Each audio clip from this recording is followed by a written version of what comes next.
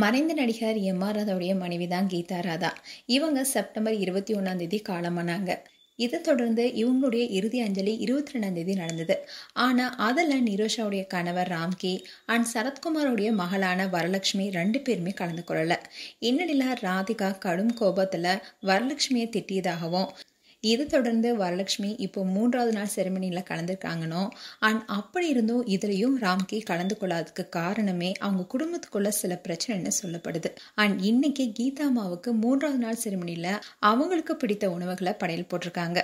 நடிகர் எம்.ஆர். ராதாவுடைய மனைவியும் நடிகைகள் ராதிகா நிரோஷாவுடைய தாயுமான கீதா ராதா காலமானாங்க. இதை தொடர்ந்து பல நடிகர்கள், அரசியல் தலைவர்கள்னு பலரும் கலந்துக்கிட்டு அஞ்சலி செலுத்தினாங்க.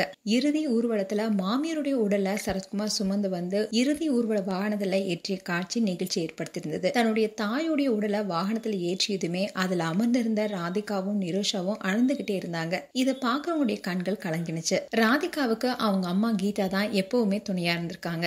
ராதிகா நடிச்சிட்டு இருக்கும் போது அவங்களுடைய மகள் ரேயானை வளர்த்தெடுத்தது எல்லாமே கீதா தான். ராதிகாவுடைய அம்மா மட்டும் இல்லாம இருந்திருந்தா ராதிகா இன்னைக்கு இத்தனை சாதனை செஞ்சிருக்க முடியாது. அண்ட் ராதிகா வாழ்க்கையில ஏற்பட்ட பிரச்சனைகளுக்கு எல்லாமே அவங்க தான் உறுதுணையா இருந்திருக்காங்க.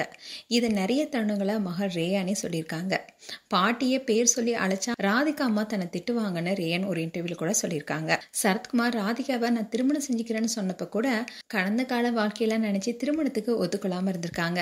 அப்போ கீதா தான் சரத் ரொம்பவே நல்லவர், அவர் உன்னை நல்லா பார்த்துப்பாருன்னு ஆறுதல் சொல்லி திருமணம் பண்ணி வச்சிருக்காங்க.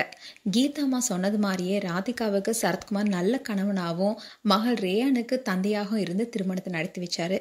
அதே மாதிரி சரத்குமாருடைய முதல் மனைவியுடைய மகள் தான் வரலட்சுமி. அவங்களுக்கும் ராதிகா தான் திருமணம் செஞ்சு வச்சாங்க.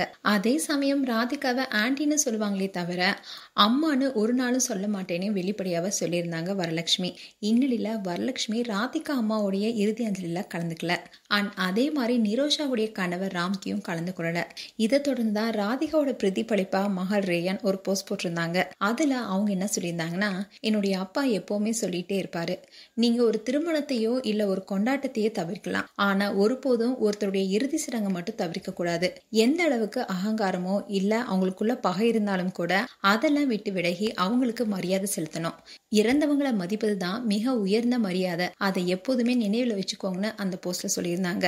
இதை பார்த்த நெட்டிசன்ஸ் எல்லாரும் இது வரலட்சுமி அண்ட் ராம்கிக்காக தான் இந்த போஸ்ட்னு சொல்லிட்டு வந்தாங்க. அதோட ராதிகா ஆகட்டும் அண்ட் நிரோஷா ஆகட்டும் கொஞ்சம் அவங்க மேல வருத்தத்துடன் இருந்ததாகவே சொல்லப்பட்டுச்சு. அதனாலேயே ராதிகா வரலட்சுமியை திட்டியதுனால வரலட்சுமி ராதிகாவுக்கு ஆறுதல் சொல்லி இப்போ 3வது நாள் சடங்குல கலந்திருக்காங்க.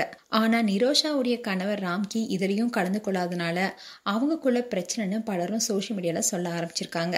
அதனால நிரோஷா ரொம்பவே வருத்தமா இருப்பதாகவும் சொல்லப்படுது.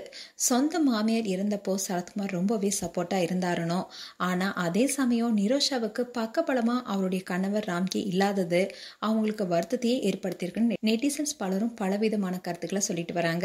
அதே சமயம் ராம்கி எந்த சூழ்நிலையில் இருக்காருன்னு அவருக்கு மட்டுமே தெரியும் ஒரு தரப்பு சொல்லிட்டு வராங்க. மேலும் உங்களுடைய கருத்துக்களை கமெண்ட் செக்ஷன் சொல்லுங்க. இது போன்ற வீடியோஸை பார்க்க நியூஸ் தமிழ் கிளிட்ஸ் சேனலை சப்ஸ்கிரைப் பண்ணுங்க. மறக்காம நோட்டிபிகேஷன் பட்டனை கிளிக் பண்ணுங்க.